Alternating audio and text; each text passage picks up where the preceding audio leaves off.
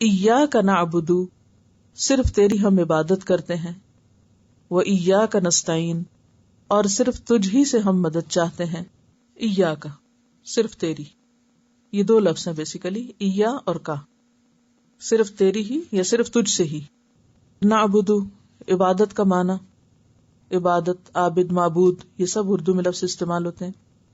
وا جیسے دو لفظوں کے بیچ میں ہم بولتے ہیں جوڑنے کے لیے، شان و شوکت نہیں کہتے، شان و شوکت کہتے ہیں، لیکن اصل میں یہ وہی وا ہے، یعنی شان اور شوکت.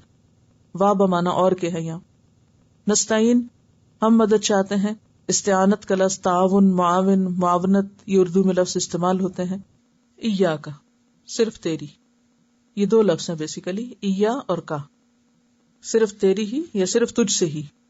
نعبدو کیا روٹ ہوگا؟ عین بے دال، عبادت. عبادت کا لفظی معنی کیا؟ ہم عربی ڈکشنری دیکھتے ہیں، ایک ڈکشنری جس کا نام ہے لسان العرب، کئی والیومز میں ہے. لسان العرب میں دیکھتے ہیں کہ اصل العبودیت الخضوع والتذلل، یہ معنی ہے. خشوع و خضوع لفظ کبھی سنا؟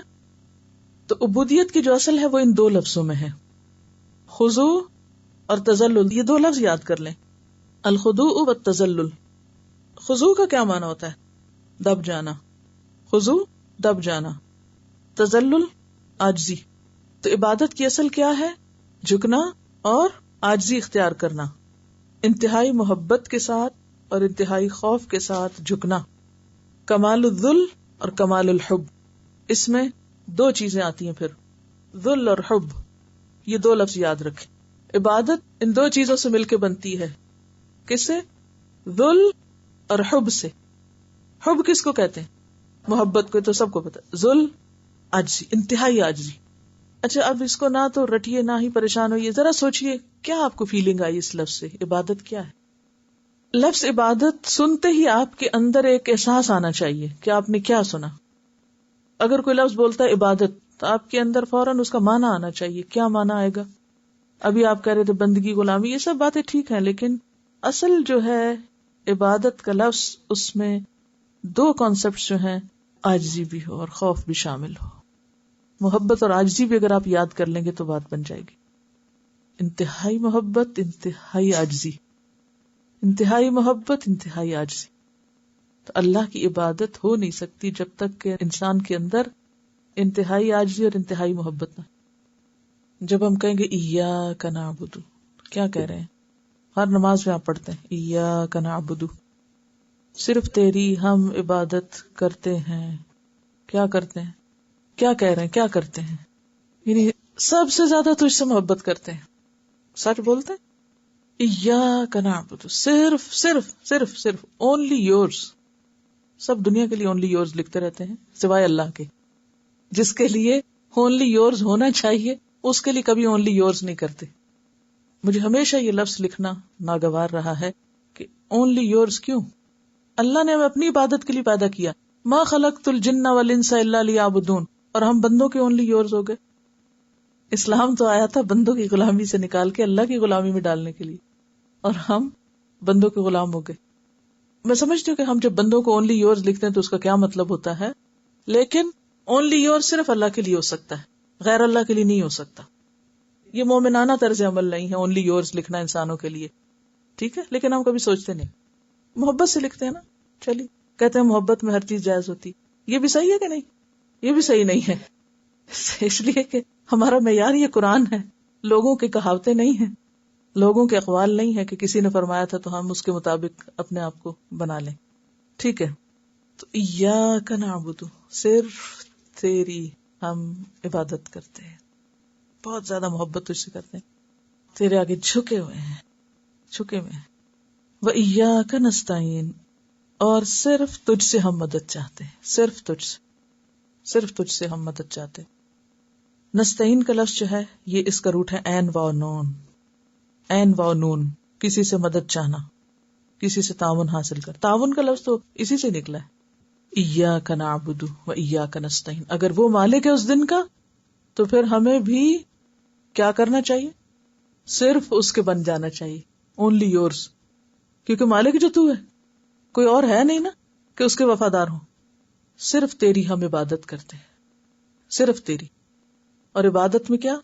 عاجزی اور محبت، کہ محبت کے ساتھ تیرے آگے جھکے ہوئے ہیں، تجھ سے ڈرتے بھی ہیں اور تیرے آگے سر رکھے ہوئے ہیں۔ عبادت کی اعلیٰ ترین شکل کیا ہے؟ سجدہ، جس میں انسان واقعی عاجزی کا فزیکلی ثبوت دیتا ہے، سب سے چھوٹی شیپ ہو جاتی ہے بندے کی، اور انسان اپنا ناک اور اپنا ماتھا، جو دونوں انسان کی عزت کی علامت ہے، یہ زمین پہ ٹیک دیتا ہے اپنے رب کے حضور، اور یہ پیشانی صرف اسی کے آگے جھکنی چاہیے، یہ ناک صرف اسی کے آگے زمین پہ لگنا چاہیے۔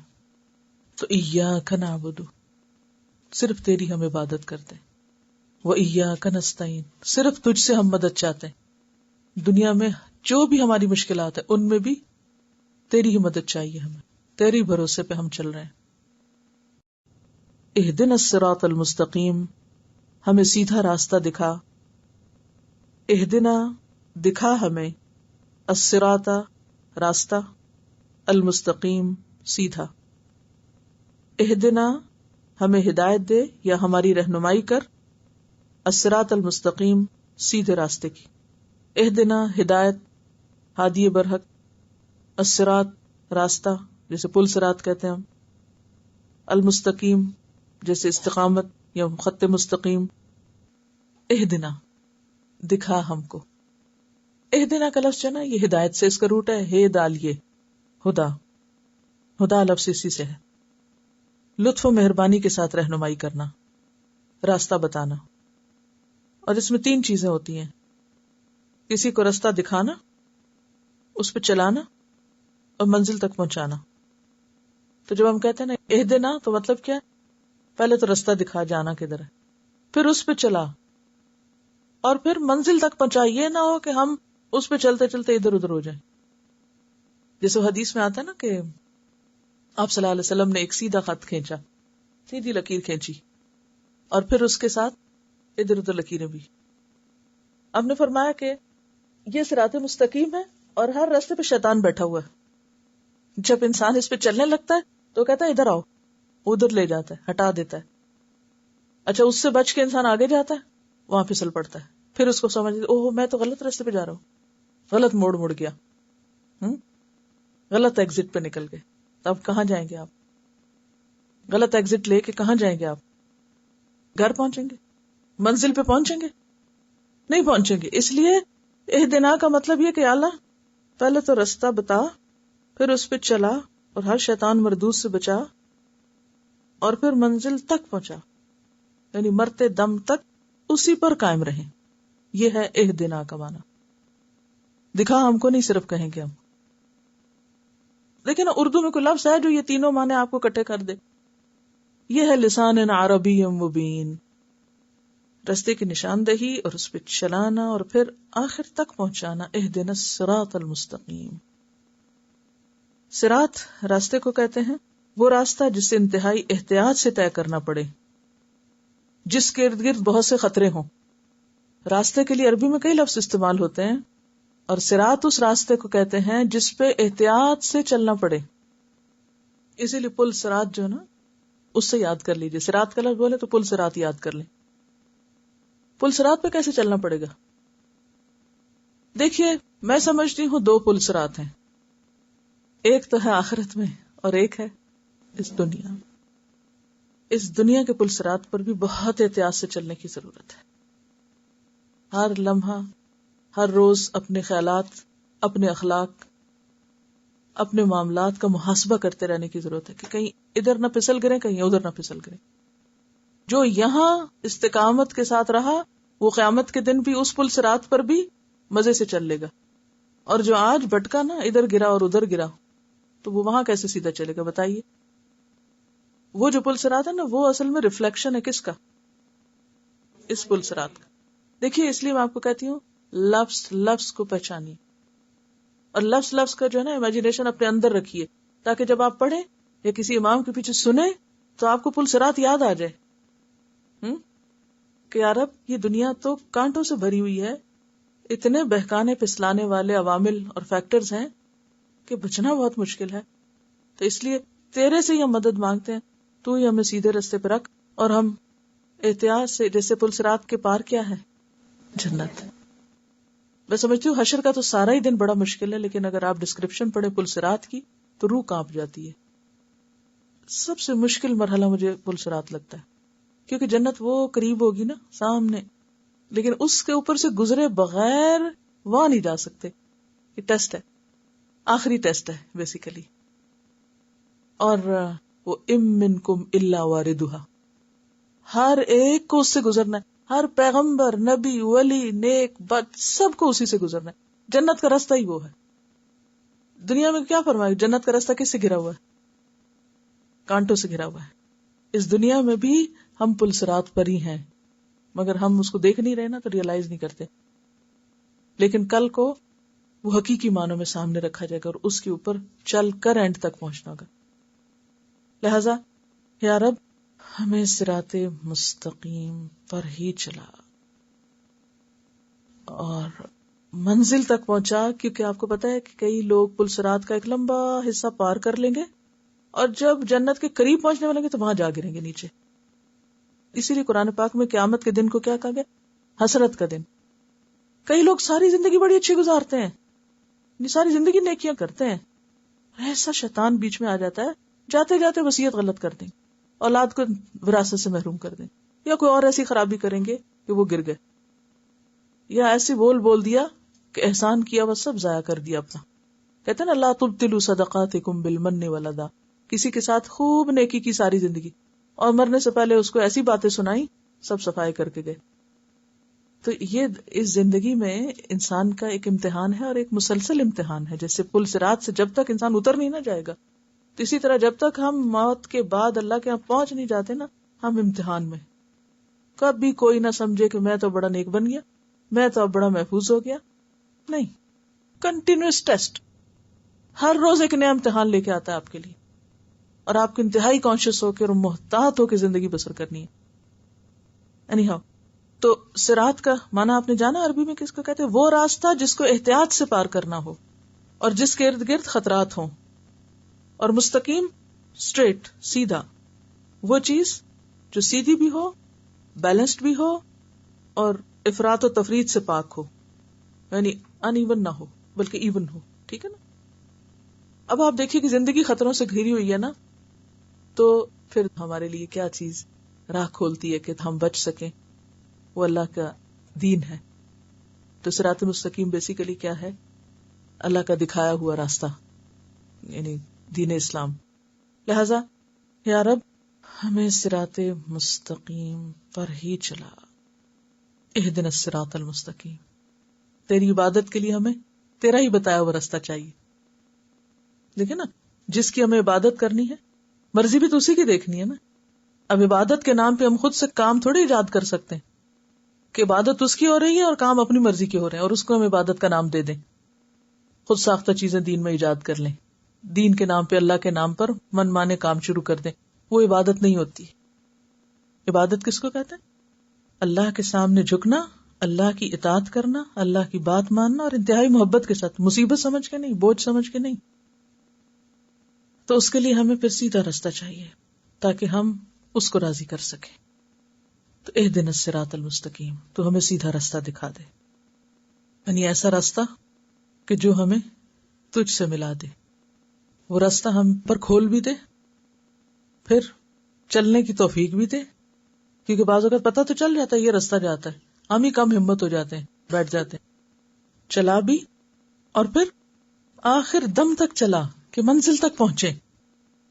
کیونکہ جیسے کہ وہ میں نے حدیث آپ کو سنائی تھی کہ آپ صلی اللہ علیہ وسلم نے ایک مرتبہ زمین پر ایک سیدھا خط کھینچا اور اس کے دائیں بائیں آڑے خط کھینچے.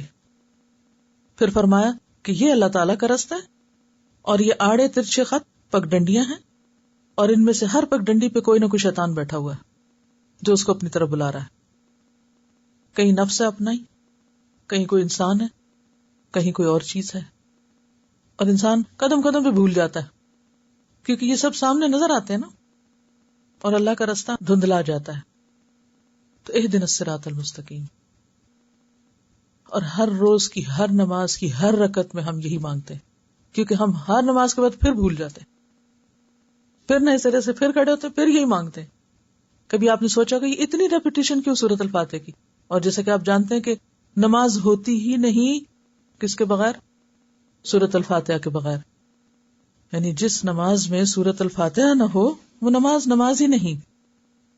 حضرت ابو ہریرہ رضی اللہ عنہ فرماتے ہیں کہ رسول اللہ صلی اللہ علیہ وسلم نے فرمایا جس نے نماز پڑھی اور اس میں ام القرآن نہ پڑھی، نماز تو پڑھی یہ سورت نہیں پڑھی، اس کی نماز ناقص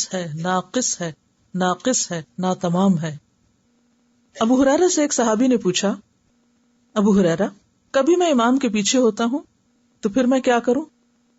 ابو ہریرہ نے فرمایا فارسی کے بیٹے دل میں پڑھ لیا کرو، کیونکہ میں نے رسول اللہ صلی اللہ علیہ وسلم کو یہ کہتے ہوئے سنا کہ اللہ تعالیٰ نے فرمایا میں نے نماز کو، اور مراد یہاں نماز سے سورۃ الفاتحہ ہے، میں نے نماز کو اپنے اور بندے کے درمیان آدھا آدھا تقسیم کر دیا ہے، آدھی میرے لیے ہے اور آدھی میرے بندے کے لیے. جو کچھ وہ سوال کرے، یعنی بندے کے لیے کیا ہے؟ جو وہ مانگے. بندہ نماز میں کھڑا ہوتا ہے اور کہتا ہے الحمدللہ رب العالمین، تو اللہ تعالیٰ فرماتا ہے میرے بندے نے میری تعریف کی. لیکن اگر ہم سوچتے ہی نہیں اس وقت تو اللہ تعالیٰ کیا جواب دیتے ہوں گے؟ پھر وہ کہتا ہے الرحمن الرحیم، تو اللہ تعالیٰ فرماتا ہے میرے بندے نے میری ثنا بیان کی، یعنی تعریف کی. پھر وہ کہتا ہے مالک یوم الدین، تو اللہ تعالیٰ فرماتا ہے میرے بندے نے میری بزرگی بیان کی. اور ایاک نعبد و ایاک نستعین میرے اور میرے بندے کے درمیان مشترک ہے، اور سورت کا باقی حصہ میرے بندے کے لیے ہے، اور میرے بندے کو وہ کچھ ملے گا جو اس نے مانگا.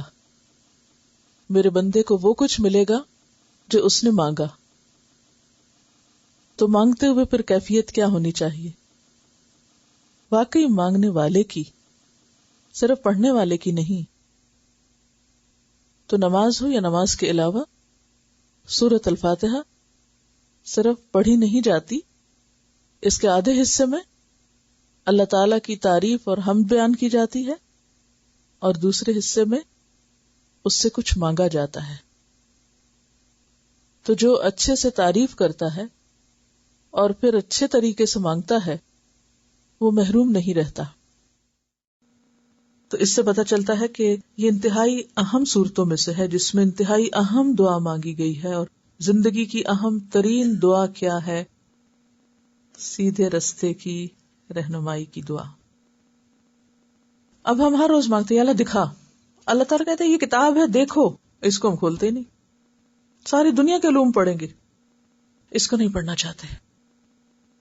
کیسے رستہ پتا چلے؟ اگر آپ کو یہاں سے کسی دوسرے شہر میں جانا ہو تو نقشہ لیتے ہیں یا نہیں؟ یا ایسے ہی چل پڑتے ہیں ہائی وے پہ کہ میں نے ڈرائیونگ لائسنس لے لیا ہے، میں نے ڈرائیونگ ٹیسٹ پاس کر لیا، میں گاڑی چلا سکتی ہوں، میں جا رہی ہوں. ایسے تھوڑی کرتے ہیں. کیا کرتے ہیں؟ ہاں، میپ لے کے ڈائریکشن لیتے ہیں کہیں نکلنے سے پہلے، یا ایسے اندازے سے چل پڑتے ہیں. وہ جہاں گاڑیاں جا رہی ہوں پیچھے پیچھے میں بھی چلی جاؤں گی. ایسے تھوڑی جاتے ہیں. معلوم نہیں کون کدھر جا رہا ہے. مجھے تو وہاں جانا ہے جہاں میری ضرورت ہے، تو مجھے کسی اور پہ ڈپینڈ نہیں کرنا. اگر کبھی بھی آپ کسی اور گاڑی کو فالو کرتے ہوئے اپنی منزل پہ پہنچنے لگے تو کیا ہوگا؟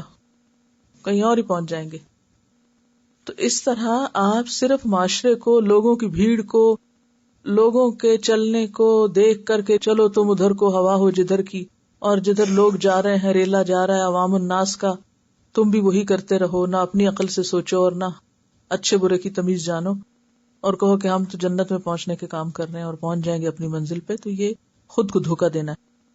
اگر آپ واقعی اللہ کی رضا تک پہنچنا چاہتے ہیں، ابدی خوشیوں تک پہنچنا چاہتے ہیں، تو لازم ہے کہ رستہ دیکھیں، اس کتاب کو پڑھیں، کیونکہ ذالک الکتاب لا ریب فیہ ھدی للمتقین اور ھدی للناس.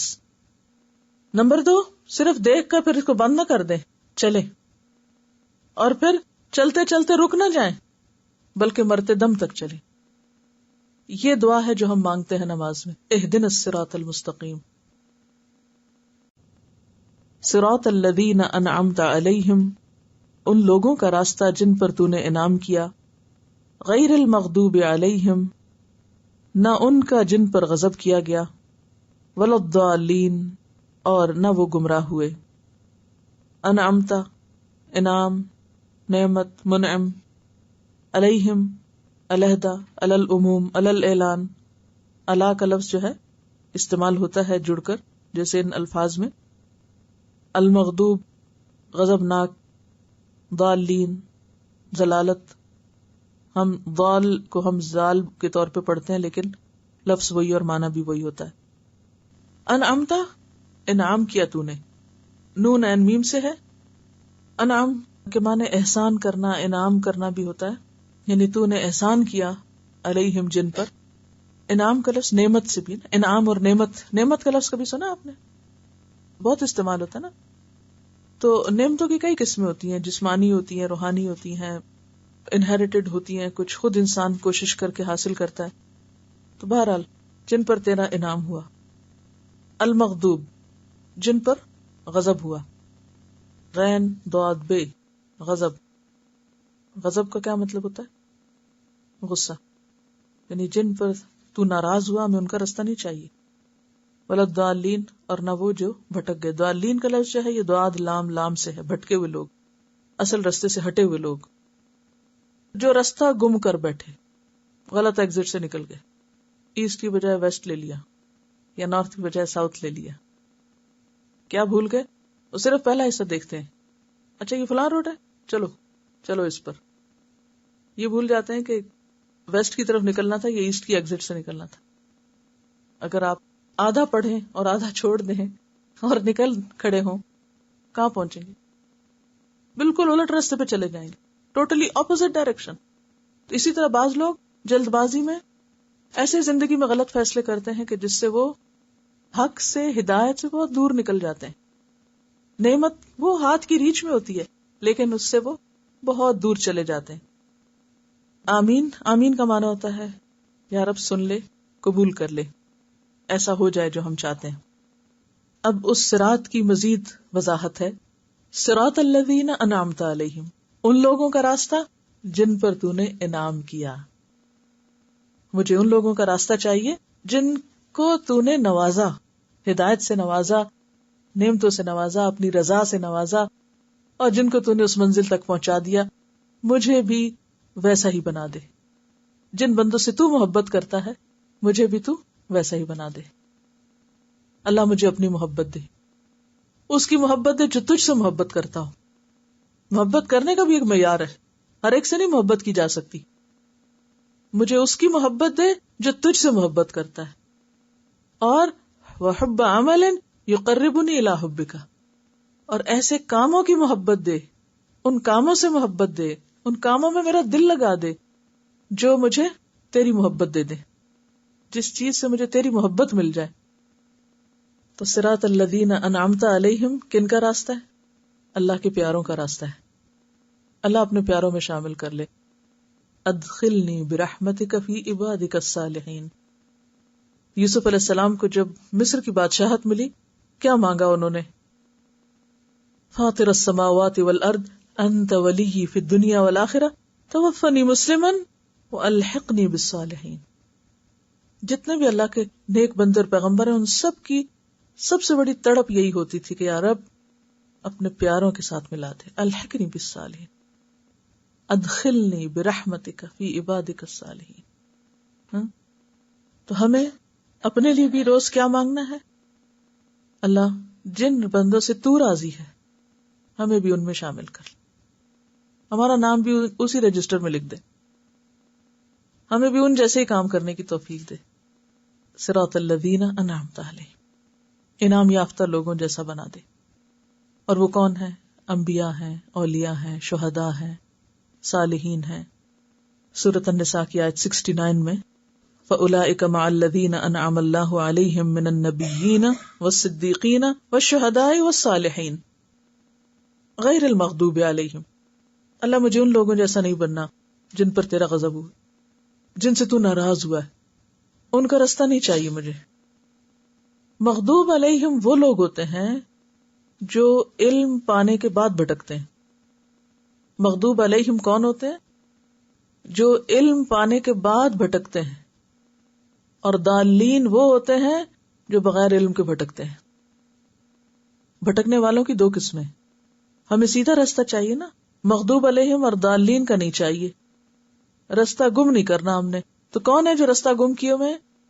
نمبر 1 جن پہ اللہ کا غضب ہوا، اللہ کی ناراضگی ہوئی ہے، کہ ان کو پتا تھا پھر غلط کام کیے. اللہ کس سے ناراض ہوتا ہے؟ جو جان بوجھ کے غلط کام کرتا ہے اس پہ غضب بھڑکتا ہے. آپ نے دیکھا ہوگا کہ آپ کا بچہ جب غلطی کرتا ہے، اس کو پتا نہیں ہوتا، تو آپ کیا کرتے ہیں؟ سمجھا دیتے، اگنور کرتے، پتا نہیں اس کو. لیکن جب پتا ہو اور جان بوجھ کے کرے، غصہ آتا ہے؟ کبھی آپ آتا ہے غصہ؟ اللہ کا غصہ بھی ان لوگوں پر ہوتا ہے کہ جو پتا چل جانے کے بعد غلط کام کرتے ہیں. اور اس میں مثلاً قرآن پاک میں ایک مثال ہے، یا ایھا الذین آمنوا لم تقولون ما لا تفعلون کبر مقتا عند اللہ ان تقولوا ما لا تفعلون. اے لوگو جو ایمان لائے، کیوں وہ باتیں کہتے ہو جو کرتے نہیں ہو؟ کیا ہی نہیں وہ کچھ جو دعوے ہو رہے ہیں. انتہائی اللہ کا غضب بھڑکانے والی بات. یعنی بعض اوقات آپ کہتے ہیں نا، میں نے یہ بھی کیا، میں نے یہ بھی کیا، میں نے یہ بھی کیا، حالانکہ کوئی نہیں کیا ہوتا. تو لم تقولون ما لا تفعلون، جو کیا نہیں وہ کہہ کیوں رہے ہو کہ کیا؟ تو ایسے تمام کام جن میں غلط بیانی ہو، یہ اللہ کے غضب کو بھڑکانے والی چیز ہے. اسی طرح بعض اوقات آپ کا کوئی ارادہ نہیں کرنے کا، یعنی نمبر 1 کیا ہی نہیں اور کہہ رہے ہیں کہ کیا ہے، نمبر 2 ارادہ ہی کوئی نہیں کرنے کا اور کہہ رہے ہیں کہ ہم کریں گے. تو لم تقولون ما لا تفعلون، جو کرنا نہیں وہ کیوں کہہ رہے ہو کہ کریں گے جب اندر نیت ہی کوئی نہیں. بعض اوقات کوئی ہم سے کچھ مانگتا ہے یا کوئی بات پوچھتے ہیں، وہ کہتے ہیں ہم کریں گے، کرنا چرنا، اندر نیت ہے ہی نہیں کرنے کی اور صرف جھوٹے دوسرے کو بہلا رہے ہیں. تو یہ چیز اللہ کے غضب کو بھڑکانے والی ہوتی ہے. پچھلی قوموں میں سے جتنی بھی قومیں برباد ہوئی، سب سے پہلے کس کے اوپر تباہی آئی؟ قوم نوح، پھر ہود، صالح، ان پیغمبروں کی جو قومیں تھی، عاد و سمود وغیرہ، ان پہ اللہ ناراض ہوا نا، تباہ ہوئی نا یہ قومیں یا نہیں؟ پھر کرتے کرتے آگے بنی اسرائیل پہ اللہ کا غضب ہوا. تو اللہ تعالیٰ ایسے ہی نہیں کسی قوم کو تباہ کرتا جب تک کہ اس کے اوپر حجت تمام نہ کر دے، اس تک حق نہ پہنچا دے. اللہ تعالیٰ نے حق پہنچایا، پیغمبر بھیجے. حضرت نوح علیہ السلام کیا کہتے ہیں؟ انی دعوت قومی لیلا و نہارا، رات دن پکارا، چپ کے بھی پکارا، بلند آواز، ہر طرح بتایا، اور پھر سن کے نہیں دیا تو پھر سب کو ڈبو دیا اللہ نے. اللہ کا غضب ٹوٹا. یہ اس طرح کی جو آفات ہوتی ہیں وہ ایک طرح سے اللہ کا غضب بھی ہوتی کہ جب کسی کے اندر کوئی خیر باقی نہیں رہتی تو پھر اللہ تعالیٰ یہ کوڑا کرکٹ ہے، صاف کرو اس کو، یہ جینے کے لائق نہیں. تو اللہ ہمیں ایسے لوگوں میں شامل نہ کرنا جن سے تو ناراض ہوتا ہے. یہ سمپل معنی ہے اس کا. ہم جب اس کی تفسیر کرتے ہیں، کبھی کسی ایک قوم 2 قوموں کے اوپر نام لگا دیتے یہ مغضوب ہے، اور پھر کہتے ہیں ہم تو الحمدللہ ہدایت یافتہ ہیں، حالانکہ کام ہم بھی وہی کر رہے تھے جو انہوں نے کیا.